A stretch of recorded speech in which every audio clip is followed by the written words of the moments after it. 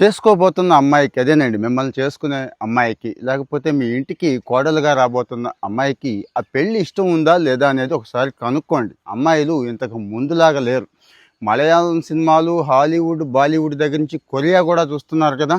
ఆ crime స్టోరీలన్నీ follow అయిపోతున్నారంట. రీసెంట్గా ఉత్తరప్రదేశ్లో ఎక్కడో పాపం మర్చెంట్ నేవీలో చేస్తాడు, కూతురు బర్త్డేకి వస్తే ఆడికి మత్తు మంది ఇచ్చి చంపేసి చచ్చిన శవాన్ని బెడ్ బాక్స్లో దాసేసి ఆ బెడ్ మీదే ఒక పూటంతా అదే రాత్రంతా పడుకొని తర్వాత సిమెంట్ తీసుకొచ్చి ఈ శవాన్ని 15 ముక్కలు చేసేసి ఆ సిమెంట్లో కలిపేసి మాయం చేసేద్దాం అనుకున్నారు చూడండి. అదే ఊళ్ళో అదే మేరట్లో ఇంకో స్టోరీ బయటపడిందండి. ప్రగతి అనే అమ్మాయి దిలీప్ అని ఒకడిని పెళ్లి చేసుకుంది, చేసుకోవాల బలవంతంగా చేశారు. అప్పటికే అదే ఊళ్ళో మనోజ్ అని చెప్పి ఇంకో కుర్రోడితో ఎఫ్ఐఆర్ ఉంది. అంటే బాగా ప్రేమించుకున్నారు కానీ తల్లిదండ్రులు ఒప్పుకోలేదు. తర్వాత పెళ్లి చేస్తే ఎలా ఉంటుందో తెలుసు కదా, బయటికి వెళ్ళే ప్రసక్తే ఉండదు, వాడిని కలిసే ప్రసక్తే ఉండదు. ఇంకా ఏం చేయలేక వాడితో కలిసి ప్లాన్ చేసిందండి. రామ్జీ అని చెప్పి కాంట్రాక్ట్ కిల్లర్లు కూడా ఉంటారండి అక్కడ, వాడిని తీసుకుంది. అంటే 2 లక్షలు అడిగాడు, 2 లక్షలు కూడా ఈఎంఐయే ఇచ్చిందంట. చూడండి ఎంత విచిత్రంగా ఉందో. ఎక్కడి నుంచి తెచ్చింది అంటే పెళ్ళికి ఇస్తారు కదా బహుమతులు, రకరకాల బహుమతులు, అన్నీ కూడా అమ్మేస్తే 2 లక్షలు వస్తే ఆ 2 లక్షలు వాడికి ఇస్తే వాడేం చేశాడు,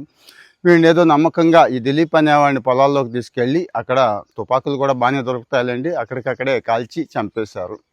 తర్వాత ఇవన్నీ ఇన్వెస్టిగేషన్లో తేలినాయండి. మనం చెప్పుకునేవన్నీ ఒరిజినల్ స్టోరీలే కానీ ఇదేదో క్రైమ్ని ప్రమోట్ చేయడానికి కాదు. ఇలా జరుగుతోంది, సొసైటీ ఇలా ఉంది. ఆడపిల్లలు అమ్మల్లాగా లేరు, వాళ్ళకి కావాల్సిన దానికోసం తెగించేస్తున్నారు. కాబట్టి కాస్త వాళ్ళ అభిప్రాయానికి విలువ ఇవ్వమని చెప్పడం నా ఉద్దేశం. అంటే వాళ్ళు పెళ్లి చేసుకునే ముందు తర్వాత సంగతి తర్వాత, వాళ్ళు ఏం బాధపడతారు, వాళ్ళు నష్టపోతారా లాభపడతారా అని. కానీ అప్పటికప్పుడైతే డెసిషన్స్ తీసేసుకుంటున్నారు.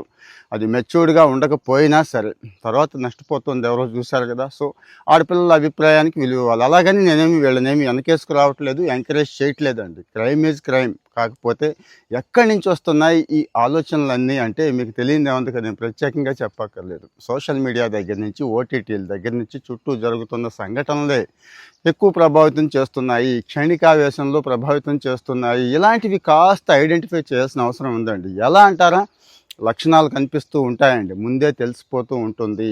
వాళ్ళ జోలికి వెళ్ళకపోవడం ఉత్తమం, లేకపోతే వాళ్ళకి కౌన్సిలింగ్ ఇవ్వడం, లేకపోతే వాళ్ళకి దూరంగా ఉండటం ఉత్తమం అని చెప్పడం నా ఉద్దేశం. సొసైటీలో ఏదైనా జరుగుతోంది అంటే ఎక్కడో కదా అని అనుకుంటాం మనం జనరల్గా, అది రేపటి రోజు మన దాకా వచ్చేస్తుంది అని మాత్రం ఊహించమండి. సో కాస్త బాధ్యత కలిగిన వాళ్ళగా మనం ఏం చేయాలంటే ముందస్తుగా జాగ్రత్త పడాలి. ఆ పరిస్థితిలోకి ఎవరైతే వెళ్ళే అవకాశం ఉందో వాళ్ళకి షేర్ చేయాలి. మీ ఒపీనియన్ని కామెంట్లో చెప్పండి. Thank you.